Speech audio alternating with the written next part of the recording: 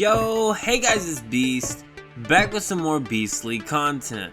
And this is everything you need to know about Deviated Secure, Part 3. Firstly, you need to get your gear BPs unlocked. The heat set came from the cat. For the pollution and cold sets, you'll hit the next two arenas. The cold set is in the arena at the top of the map near the ice house. Farm gold coins from the cat, then rush to the ice arena to get just the 2 set piece of the cold resist gear. That's all that you really need to get into the colder regions. The pollution set isn't as critical, but it will make things a little nicer by not losing HP due to sanity drain. A 2-piece set here will cost you 600 coins for both sets, which is about 200 runs at the cat. Once phase 2 hits, your first challenge is raising your Symbios rating to 280. This is the combined value of all deviations in your decks. Clear out any low value deviations now, 4 or lower. For the easiest farm, I've gotten up to 8 value logging beavers just out of the spawn arena, or you can head to the extraction point 73.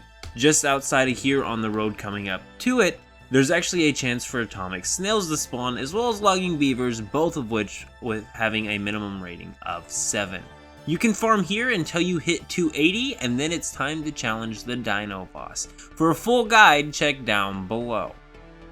Now for materials, for your first tier 3 set, focus on Blackfell. Hit the 3 core farming buildings, the motel, the courthouse,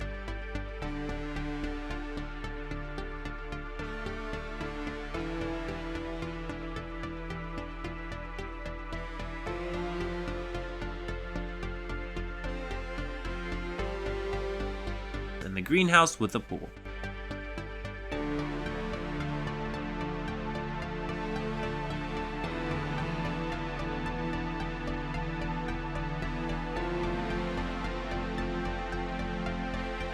Also hit extraction point 73 and Sunshine Farms. Remember to grab the mysticals at every point of interest for BPs, and also note that Sunshine Farms will require you to have a heat set in order to avoid dying from the heat. For tier 4, make your way up to the north and farm Fort Obsidian, Mooseville, and Mooseville Factory. The best overall setup is a 2-piece of each, cold, pollution, and heat resist, but you can mix it up. For instance, 3 cold, 3 movement for cold regions. Height doesn't matter, and there is no calibration in this scenario. For tier 5 mats, let's start with Wishland. While initial investigation may make it look like this point of interest has been shrunk, you can actually still get to the rest of this side of Wishland. Just go in from the side and jump over. You'll find it's a normal point of interest with loot and enemies. Currently there are no deviations in sight, perhaps hinting that this area is meant to unlock in a later phase. There seems to be other locked areas on the other side of Wishland as well. Speaking of which, while this side does have no point of interest loot here currently, this area is home to the final arena boss. This shop sells a ton of legendary gear blueprints, including movement speed boosting gear, cold and pollution resist combined gear, and even carry weight boosting gear. This is your long-term goal for the best gear in the game. Next is Hiverail. I'm highlighting this because of a vastly unknown zipline shortcut. You want to approach Hiverail from the west side coming from the teleport tower. Follow the road around and enter the station from that direction.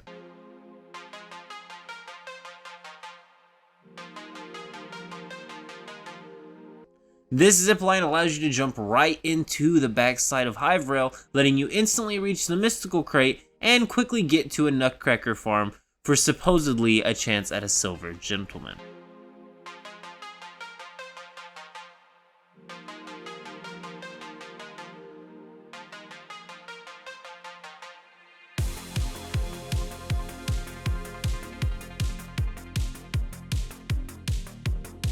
Binding stones from all point of interest are needed to craft the best rarity binding grenade. The last tip I have is to set up a purely passive binding grenade base. You need a mining platform to mine tungsten ore, and a passive acid setup to provide the fuel to smelt that ore to tungsten ingots. Tungsten ingots is required to craft the tier 5 binding grenades. Finally, mining platforms also have the ability to mine binding stones, allowing for a purely passive grenade setup.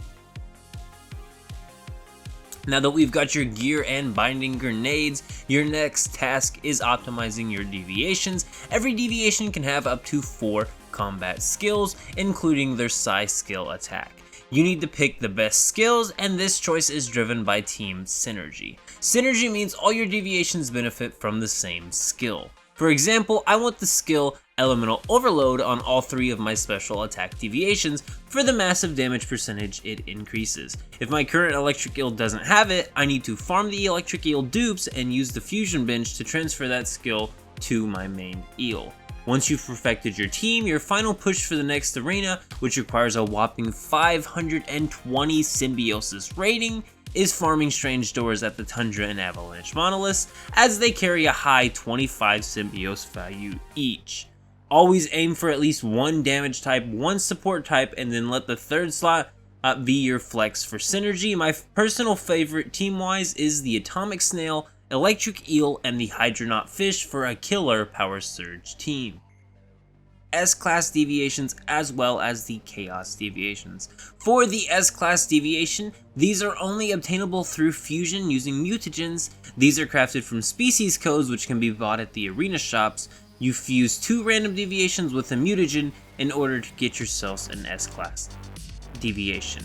One other thing to note is if the parents do not have any compatible skills, the S-Class deviation will be born with only its psi attack skill. You must apply up to 3 additional skills using skill mutagens or by fusing other deviations. It's best to create 2 fusible S-Class deviations and then add up to 3 more or deviations in for the material feed for the skills you desire. Chaos deviations are almost the same as S-Class deviations, except for the side of the fact that they use Chaos mutagens. Only 50 of these are sold at the server start. After that, the only way to get them up to phase 2 is by grinding Arena Boss for an extremely rare drop. Almost impossible.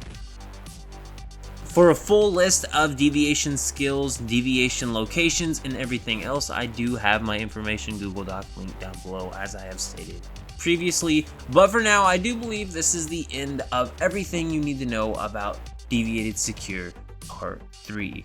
Hopefully we have more content coming in Phase 3 and beyond, but for now, happy hunting and keep it beast mode.